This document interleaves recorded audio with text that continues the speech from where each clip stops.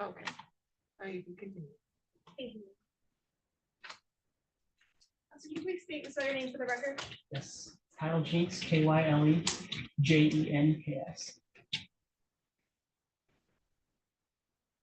Dr. Jenks, where are you employed? The Lansing Police Department. How long have you been with the Lansing Police Department? Approximately 6.5 years. What is your current assignment with the Lansing Police Department? I'm currently assigned to the Violent Crime Initiative.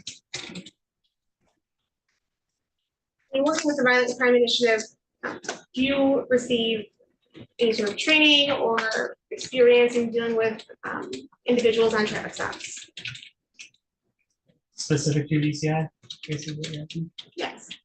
Not necessarily, no. As a patrol officer in general. Police Academy, experience on the job, I guess. And working with the Violent Crime Initiative, do you come into contact with more individuals on a regular basis when it comes to traffic stops? Yes. And in your experience, let me ask it this way. When making a traffic stop, do you pay attention to the either occupants or drivers or both to their body language and behaviors? I mean, yes.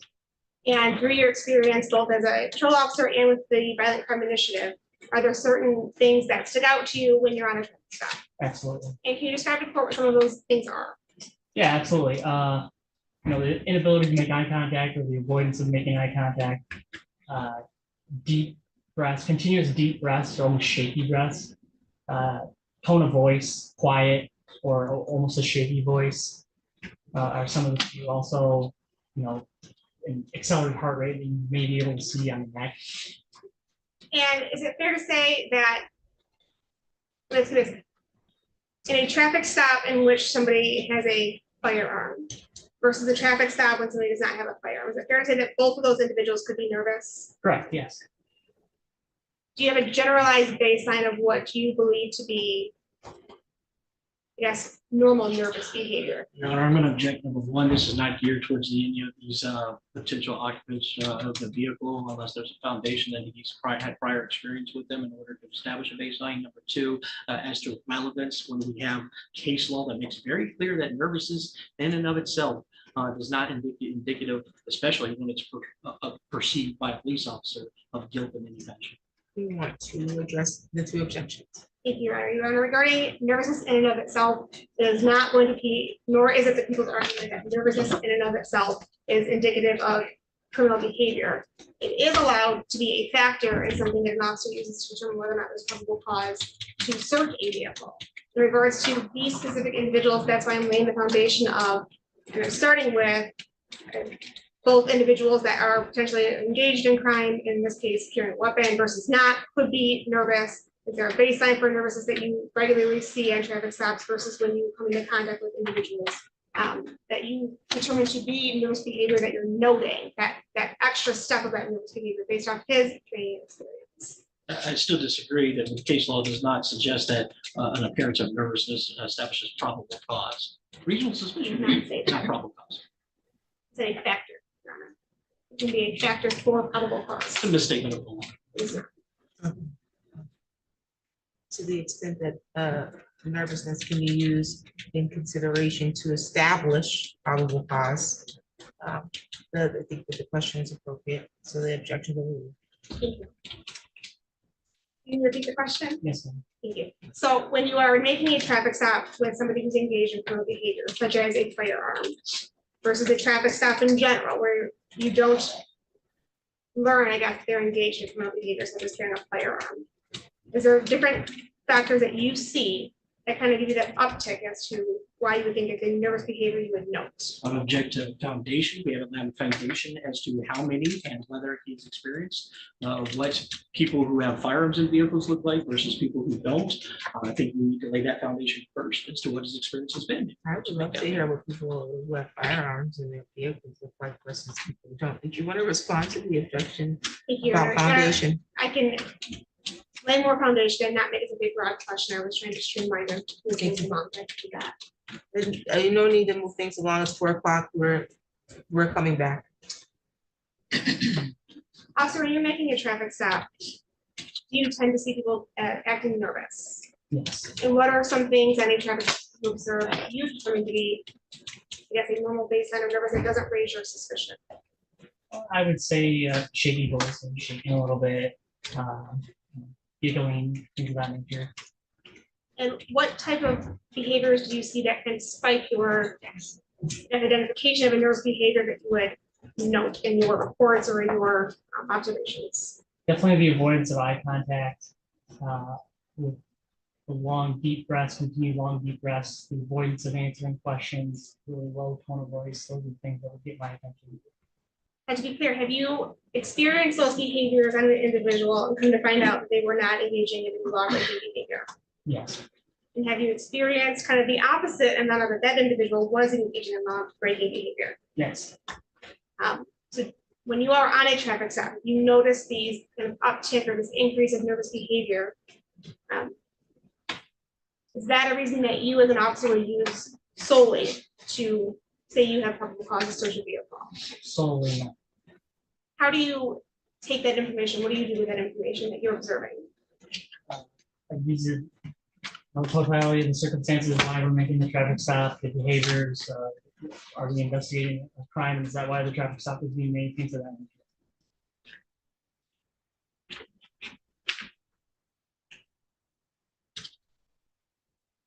I bring your attention to the evening of May 29th of 2024. Were you working that day? Yes, ma'am. Or were you working with the BCI team on that day? Yes, And during that day, did you have a reason to respond to the Lucy Street and Stillwell Street area? yes, And that consisted of a traffic stop? yes, ma'am. You responded to the scene. Can you describe what you observed when you first responded? With multiple Michigan State Police Patrol cars on the scene there, and I walked up and began seeing how to help. When you walked up to the scene, were you able to see the occupants inside the vehicle? I could, yes. And specifically regarding the back seat occupants, were you able to observe the back seat occupants? Yes. And what would you describe their demeanor like as you were standing on scene? At this time, I think this is the beginning to get beyond, not even beginning, but the limitations of what we're here for in the reopening the proofs as to the additional video that was admitted. I mean, what it appears to be is Ms. Maycomber's going a completely different direction now to try to establish probable cause a different way than the prior prosecutor did, which this court told her that we're not going to do. We're not trying it over. Limited to the additional evidence. With respect, the reopening of proofs was regarding the suppression of the evidence, the plain view and of probable cause. I opened it for those two reasons, the new video, and then to address the suppression issue because of the argument that she didn't have knowledge, or the prosecutor didn't have knowledge, and then you put the blanket suppression notice on for all cases that you're on. I appreciate it. I misunderstood the interpretation of how it was to be done then. So, and I'm just surprised by how the argument's now changing. So I'll withdraw the objection. Sorry. Just want to state for the record, preliminary examination statute puts every prosecutor on notice statewide that suppression issues are relevant. So I just want to put that on the record.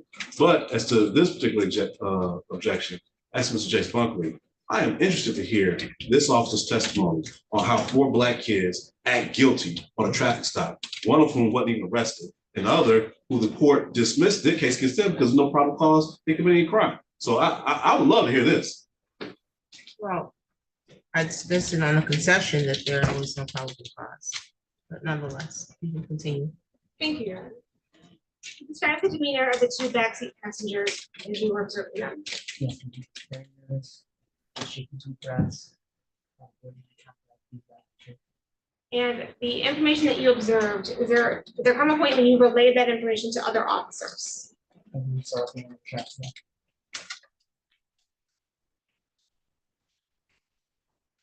You were wearing a body worn camera that day? Yes, ma'am. And was that body worn camera activated? Yes, And prior to your testimony today, were you able to review people's proposed exhibit number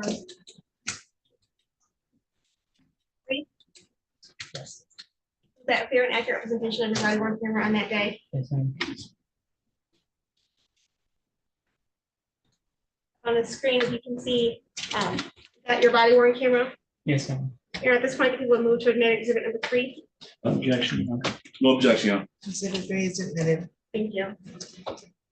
Officer James, can you tell the court what the timestamp is on your body worn camera at this point? It's 1,800 hours, 31 seconds.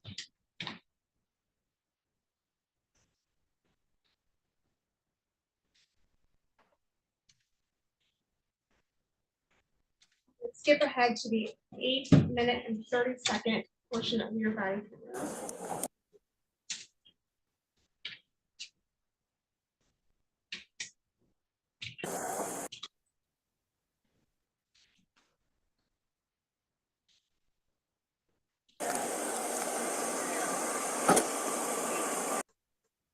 Again, 8 minutes and 24 seconds and play it through.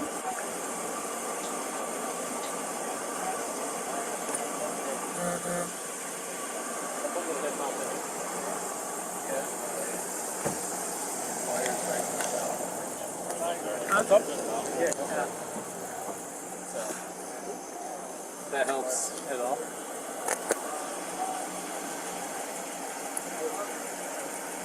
bad you guys. Oh, he was freaking out. You could see his heart pumping. Oh, yeah.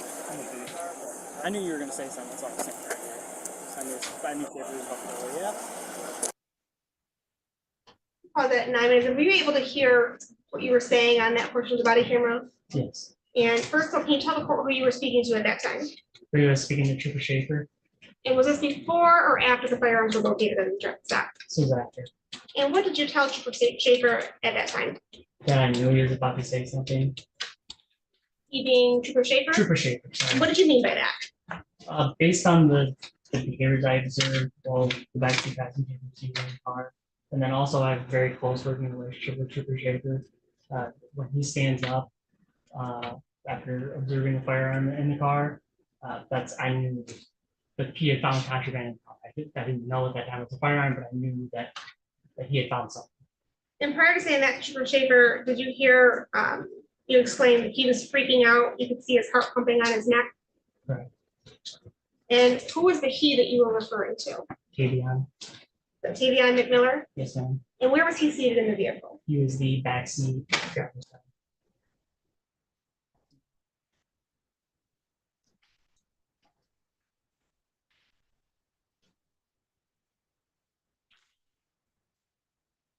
Prior to the traffic stop, were you assisting in the surveillance of the balloon release at Kensington Meadows? I was, yes.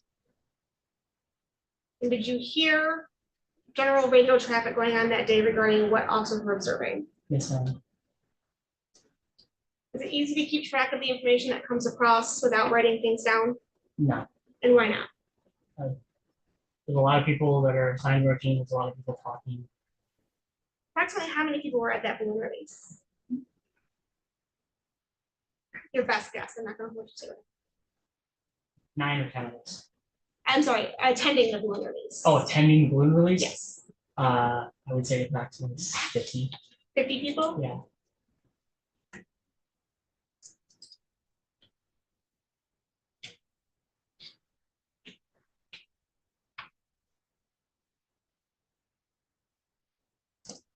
Prior to the traffic stop happening, were you aware of Tabari McMiller or Jay Spunker? Personally, or no? And prior to the traffic stop being initiated, on that day, did you become aware that the Secured Cities Partnership was asked to stop the vehicle that contained Jay Spunkley and Tabari McMiller Prior to that day? prior to the actual stop itself on that day? Yes. And when did you become aware that that was requested from the Secured Cities Partnership? When Officer Brandon advised to stop them. Was that while you were attending or while you were surveilling the balloon release? Correct. That time, did you hear any information regarding the individuals within that vehicle having warrants?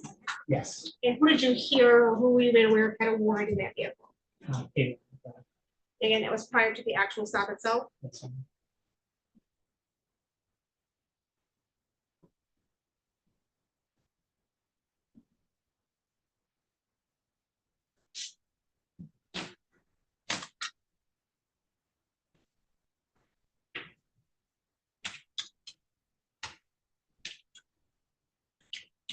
So James, I want to play what's already amended as People's Exhibit number 1 at the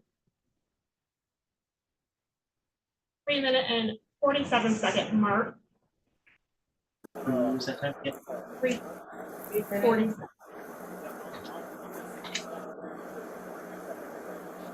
Same thing, Jace. Any weapons or anything on you? No, sir. Mind if I pat you down real quick when you come out? Yep. Just turn and face this the other way. I'm not putting you in handcuffs. Just bring them back here.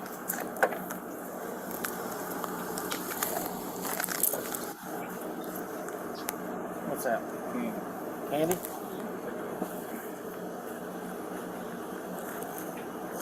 That's good. Are you able to hear Officer Brandon? Is it Officer Brandenburg that we're hearing? Yes, ma'am. Are we able to hear Officer Brandenburg ask Jace Buckley to step out of the vehicle? Yes, ma'am.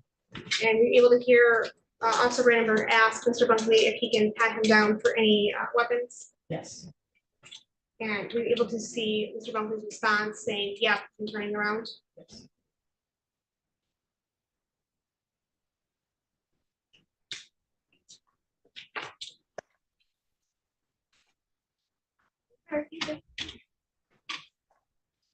You also see him reach into a pocket. No, I wasn't. Could we rewind it and play for him? What time is it? Just rewind again, just one more time. Yeah, just play from there and I can tell you when to stop, so. Thank you.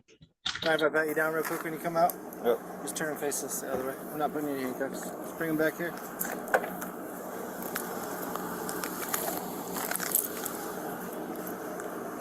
What's that? Candy? Pause. Which one did we pause it at? 418. Did you hear Officer Brandenburg ask permission to go into his pockets or to search in any way? No. Did you hear him say, "What's that?" I did hear that. Did you hear a response saying candy? Yeah, I believe so. And candy's not an illegal controlled substance, right? Correct. Okay, it's not a weapon, right? No, sir. Okay, nothing based upon that.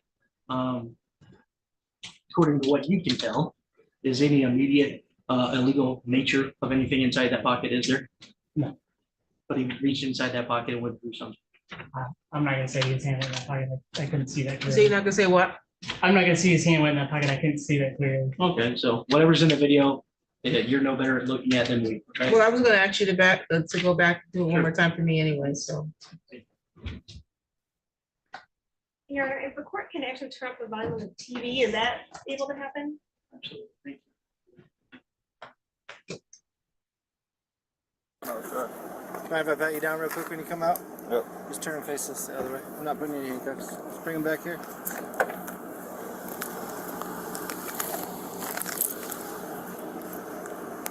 What's that? Candy?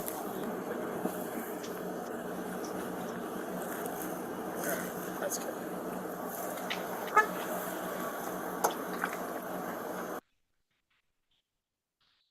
So, based upon that, you couldn't tell that his hand went in that pocket. I can't see the judge Kristen thing is over right where his hand was. Oh, okay. He's indicating that where your thing is in the corner. Yeah, unfortunately, I'm not able to remove that. I have no idea how that gets there. Have you watched it from other angles? This body camera Oh, footage, no. okay. So if we may have a moment. That's, You can show it on. sorry. I know the court has the exhibit already. Yeah, but you can show him on the, if you Oh, wanna show him oh, directly right, from thank you. there, that you can do that.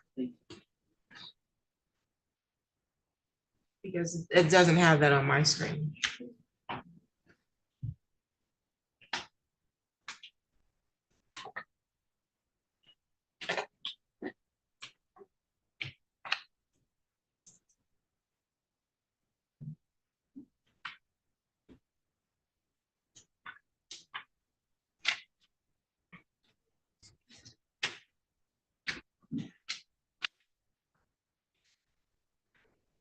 Yes. Same thing, Jace. Any weapons or anything on you? No, sir. Mind if I pat you down real quick when you come out? Yep. Just turn and face this the other way. I'm not putting you in handcuffs. Just bring them back here.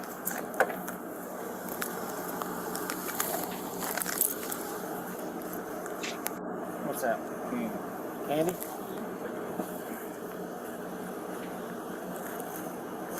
That's good.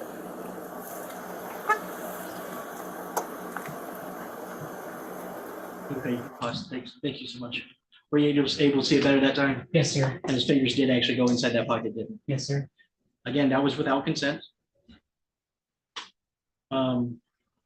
Are you aware of at that time any probable cause to search him? No. And based upon, well, do you have any knowledge as to who is saying that any officer saying anything about any weapons prior to a weapon being found? That's all right. I'll just withdraw that question. That's unnecessary. During Ms. Maycomer's questions to you, one of your questions or one of your answers, I didn't quite catch what the question was, but you emphasized the word person when you said it. It was in regards to Savari McMiller or Bunk. Maybe actually, I'm sorry. I think it might have been regarding Tavion McMiller or Bunkley. I think it was asked something, and you answered about personally, you were not aware of them. What did you mean by that? Officer Brandon was aware of Tavari McMiller. I was not. I did not know prior to this traffic stop. I did not know that person. So prior to this traffic stop, so even at VCI, you didn't know that, or excuse me, even at Kensington Meadows, you didn't know that person? I did, yeah. So I'm saying personally, in my own personal experience, I've never dealt with him or anything. that's like why I'm trying to clarify. Yes, sir. So personally, you've never met any of the occupants of this vehicle prior to being at the vehicle? Not to my knowledge, no. So you may have and just don't. I mean, I've been a police officer for a long time. Sure. I just don't know. But you didn't know, did you know any of their names prior to being at this traffic stop? Tavari McMiller. Okay, so when did you first hear that name? At the balloon release. Okay, and that's how you learned that he had a warrant. Correct. Yes. When sir. you mentioned earlier, you said, as far as that warrant, I believe you accidentally said Tavion instead of Tavari. I'm sorry, that was a mistake. Tavion did not have a warrant. No, sir. Tavari did. Yes, sir.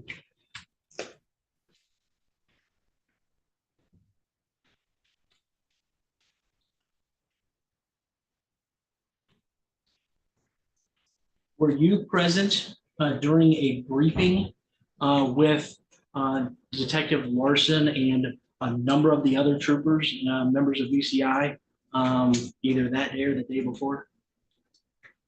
Potentially, I given a lot of briefings. I can't say for certain yes or no. This particular day doesn't stick out to you? No. What, if any, information did you have in any capacity? Well, that's so vague. Had you done any meeting with anyone prior to going to the balloon release? And regarding the balloon release? Have you done any meeting prior to going to the balloon release regarding The balloon release. the balloon release? Okay. Probably was one, but I can't recall whether there was one or not. So if you can't recall, then you don't know what was said either. Correct. You're not denying that you were present for one. I'm not denying if there was one, I would have been there, but I'm just saying I do not recall. What vehicle were you driving that particular day? Objection relevance. It goes to establish whether he was teamed, well, I guess I can ask a number of different ways, but whether he's teamed up with another officer, whether he was in a marked unit or unmarked unit, whether, based upon these body cameras and views, I'm able to see where he was coming from, things of that nature. So what specific vehicle he was in, I think would be irrelevant. Asking if he was in a marked vehicle versus in a covered vehicle is one thing, but asking the specific vehicle is irrelevant and potentially. I don't know how you answer what specific vehicle anyways, but it's probably. I don't know, I think Ms. Makeover just The one loves behind relevance. this one, I don't know how he answers that anyways. He said what specific vehicle he's in. I don't know how you Yeah, can what- answer that. What type of vehicle were you in? Okay, so the question is whether or not it's marked or unmarked, you mean? Well, it can be that, but it can also be a description of what the vehicle looks like and what make and model. I don't know that the make and model is relevant, but I will allow you to ask whether or not he was in a marked or unmarked vehicle. Okay, we're gonna mark or unmarked vehicle. Unmarked, sir. Okay. What was your purpose in being at the balloon release? My purpose was essentially assisting in surveillance. I was not actually inside Kinston Meadows. I was outside of the trailer park complex.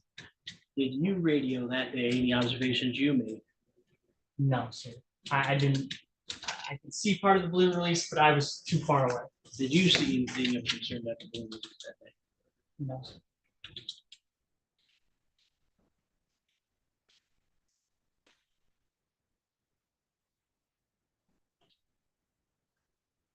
Are you aware there was another traffic stop of another vehicle that left that day? Objection relevance.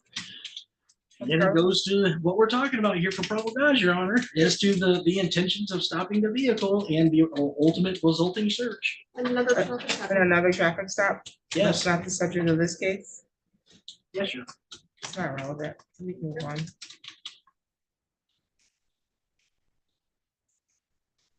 Well, at the point, I can't ask a question without an objection, and I'll just, I won't ask any further questions.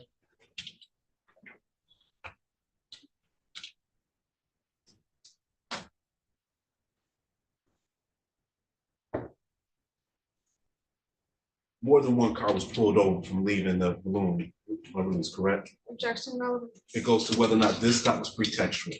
They're pulling over multiple cars, leaving the same balloon release for either no or minimal reasons, goes to whether or not this stop was pretextual.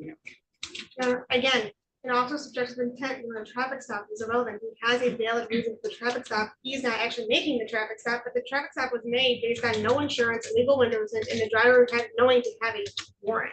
Again, that is not what Wren says. What Wren says is that you can look at an officer's subjective reasons for a traffic stop in determining the officer's credibility into the alleged objective reasons for the traffic stop. That's the full holding. For that purpose, I'll allow him to answer the question. The objections are overruled.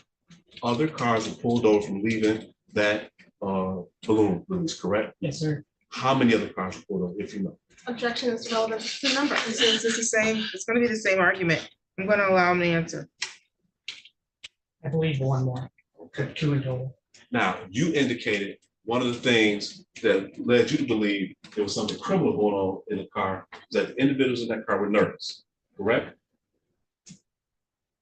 I was just observing their behavior. You said they were nervous. Yes, sir. Okay, now, you were in an unmarked car, correct? Yes, sir. You followed the car that they were in prior to being pulled over, correct? Yes, sir. In your experience as a police officer,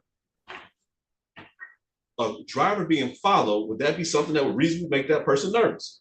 Yeah, I would agree with that. Okay, on top of that, there were other cars following this car that day, correct? Yes, sir. And again, it's based on your experience as a police officer, multiple cars following this particular car would make individuals nervous, correct? Good, yes. And one of the things that made the officers concerned was based on the officers, you guys' perception, was this car's decision to turn into a neighborhood, correct? Yes. Okay, you thought that the car, well, I mean, yeah, you thought that this car may potentially run. I mean, I think any car could potentially run. I don't know that that thought specifically crossed my mind. Other cars went blocks down to try and cut this car off in case of a potential police chase, correct? I don't believe that would have been the case. I don't know what they Okay, were you don't doing, know. but That's fine.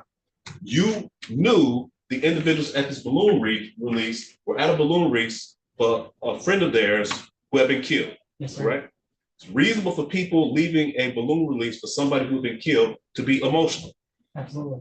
Now you're following a car, leaving a balloon release regarding someone who's been killed, correct? Yes, sir. How many officers showed up immediately for this traffic stop? And that in total, You'd agree with me, it's at least 7. I'd have to watch the body camera to tell you, but there's multiple officers out there. I will agree with you.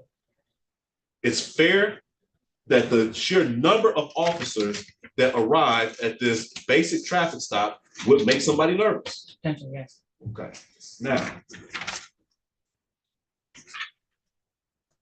You indicated also that talking low and looking away was one of the things that made you suspicious, correct?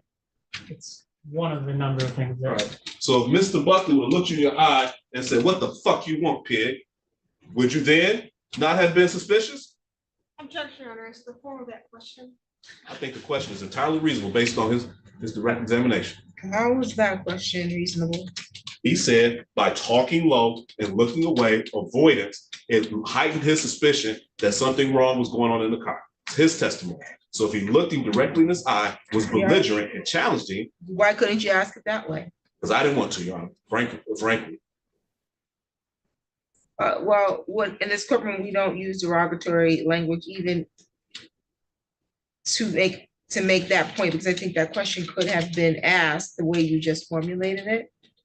And you could have still elicited the same response versus using something that inciting. It's different if that actually had happened and that's actually a fact that was stated, it was stated that way. But to do that as a demonstration, it's not appropriate. We wouldn't like it if it was another witness here and another attorney of a different background used a derogatory term to make a point. We'd have a problem with it. It goes both ways, so don't use it in my court. You can answer his last question. Thank you.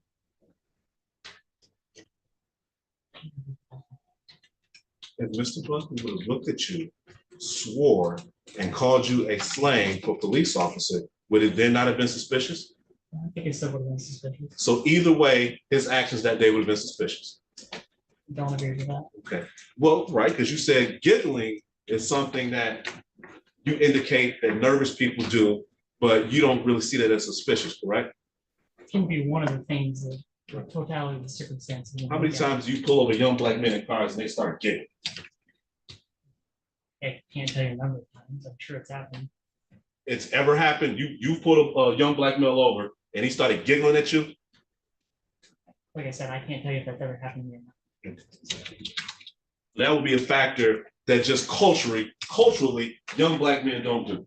We don't giggle at police officers when we get pulled over. Objection, Your Honor, I think he's testifying. Is So I'm that a asking the question? question, it was a question. I think it's a question. You can answer it. Objections overruled. So one of your factors is something that culturally young black men don't do. Giggle at police officers when pulled over. Objection, Your Honor, it's gonna be an overbroad question, and that this officer's not gonna have personal knowledge of what culturally somebody will do. Well, he gave testimony about the things or factors that he looks at to determine nervousness and the baseline. So I think he's following up as to that baseline. So he can answer it as it relates to what he would believe, I guess, but you're asking him if it's his experience that black would do that? I can't answer that for every single young black person that I've stopped. I don't. Have you ever had a young black male, these individuals' age group, giggle at you when you pull them over? Asked and answered, Your Honor, because he didn't know. He couldn't tell him. Well, he said he couldn't answer that question. I don't think he said he didn't know if he's ever experienced that though. He said he couldn't tell them, he couldn't answer the question as to whether or not he has, he just didn't know off his memory. He said that twice now. Okay, his voice is a little low, so I I'm can, sorry. maybe he's nervous. Maybe. Have you? I can't tell you yes or no.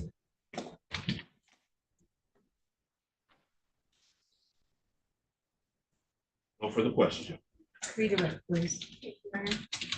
Officer James, the indications that you gave regarding nervous behaviors, again, are those factors that you use when you're looking at the totality of a circumstance? Yes, those factors. And are they hard and fast line rules? No, no. Do you assess those factors within the specific traffic stop that you were on? Yes. Thank you.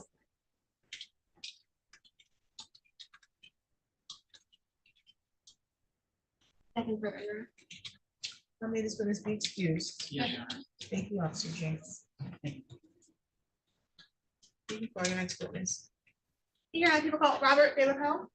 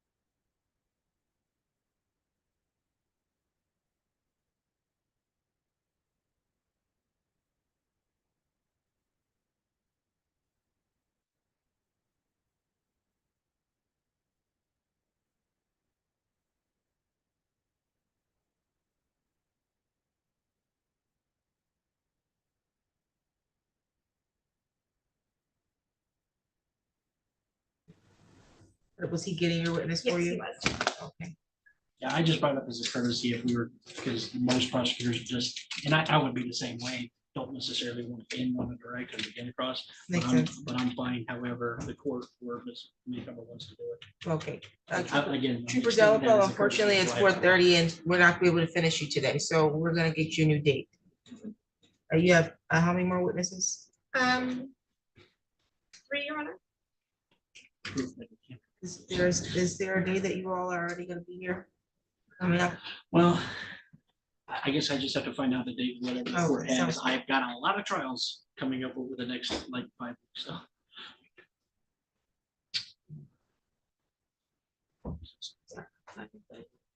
You said start outside. I mean, I think he gave us some dates last time. I don't know, remember the dates that you have trials coming up. When is your next? Next one's August 19th, And then you have one after that in September? September 5th.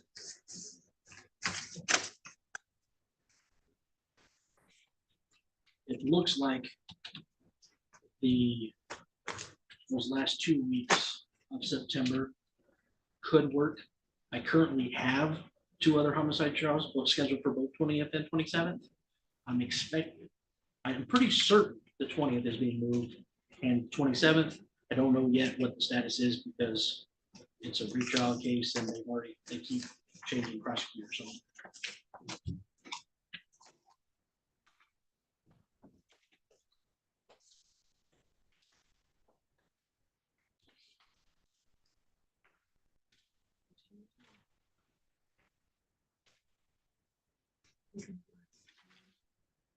The 18th? I don't know, is Wednesday gonna work for the prosecution? The 18th? Yes. I have another trial scheduled that one too, but. So we what? can pencil it in, yes. So you have what, I have another trial scheduled in Clinton County on that day too. on the 18th?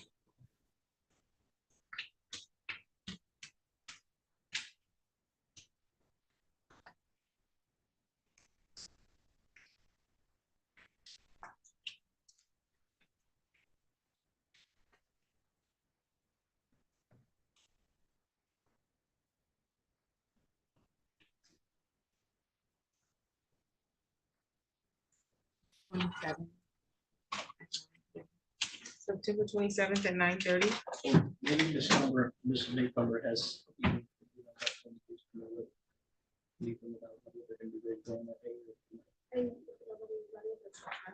Yeah, I know Judge wants to say. Should we pencil in for that date? Given. You know. September 27th. And then you'll let us know if it conflicts with your trial. Yes. I do know the judge in that case asked us herself to have a status conference here soon, so I don't know what that means. Okay, we'll lock that date in now. You can let us know if we need to change it. And we'll begin with Trooper Delafowl. Any other matters before we conclude today? Nothing really good. Thank you. I would just request, since we have this prolonged time now, if I can get a report for the expert that will be coming to us by next time. This pursuant to 6.201. I don't think that'll be a problem. Thank you. Okay, all set. And we have Mr. Johnson's correct email, correct? Yes.